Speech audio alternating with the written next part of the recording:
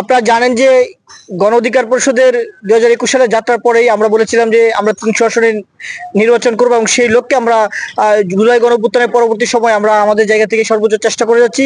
আপনারা জানেন যে এই বিগত সময় শেখ হাসিনার ফ্যাসিবাদী আমলেও আমরা গণ অধিকার পরিষদ রাজপথে সোচ্চার ভূমিকা পালন করছি। আমাদের কিশোরগঞ্জে যারা নেতৃবৃন্দ রয়েছিল তারাও কিন্তু সোচ্চার ভূমিকা পালন করেছে। এই জুলাই গণঅভ্যুত্থানের পরে অনেক রাজনৈতিক দলের বিরুদ্ধে অনেক ধরনের অভিযোগ ছিল, কারো চাঁদাবাজি, কারো দখলদারি, কারো নানান ধরনের সরকারি অফিস আদালত দখল। কিন্তু গণ অধিকার পরিষদ একটা রাজনৈতিক দল, যেই দলের বিরুদ্ধে কোনো অভিযোগ নাই। আমরা মানুষের কাছে এই বার্তাটুকু দিতে চাই যাতে গণ অধিকার পরিষদ একটি ক্লিন ইমেজের রাজনৈতিক দল। এই দলকে আগামীতে নির্বাচনে ভোট দিলে এই দলের নেতারা সংসদে গেলে জনগণের জন্য কাজ করবে, কখনো লুটপাট করবে না, দুর্নীতি করবে না, চাঁদাবাজি করবে না। সেই জন্য আমরা আজকে গণ অধিকার পরিষদের পক্ষ থেকে ট্রাক প্রতীকে আমরা এখানে কিশোরগঞ্জ সদর 1 আসনে এই চরপন্দি বাজারে আমরা গণসংযোগ করেছি। এখানে জনগণের ভালো সাড়া পেয়েছি। জনগণ, মানুষ পরিবর্তন চায়, কারণ বিগত সময় যাদেরকে মানুষ ভোট দিয়েছে তারাই মানুষের সাথে প্রতারণা করেছে।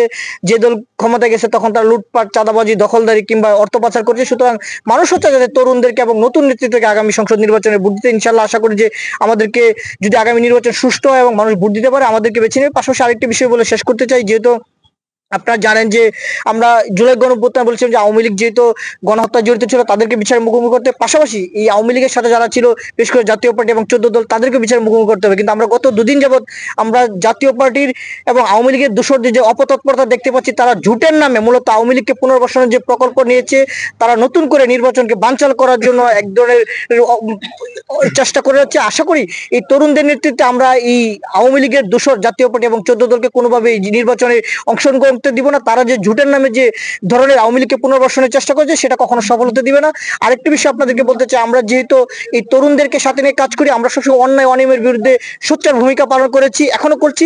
আমরা দেখেছি যে কিশোরগঞ্জের সবচাইতে বড় সমস্যা হচ্ছে এখানকার যে চিকিৎসা ব্যবস্থা, বিশেষ করে সৈয়দ নজরুল মেডিকেল। এইখানে আমরা প্রতিনিয়ত নানান ধরনের অন্যায় অনিয়মের এবং দুর্নীতির অভিযোগ শুনি, এবং বিশেষ করে চিকিৎসকদের এবং কর্তৃপক্ষের অবহেলার কারণে আমরা বিভিন্ন সময় শুনি যে রোগী মারা যায় বা রোগীর স্বজন নানাভাবে হেনস্থার শিকার হয়।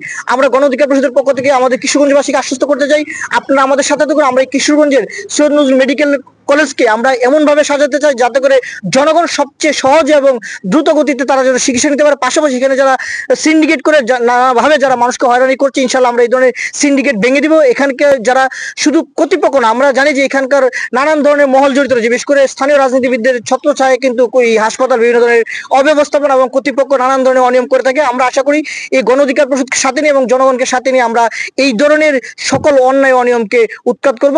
সবাইকে ধন্যবাদ। আসসালামু আলাইকুম।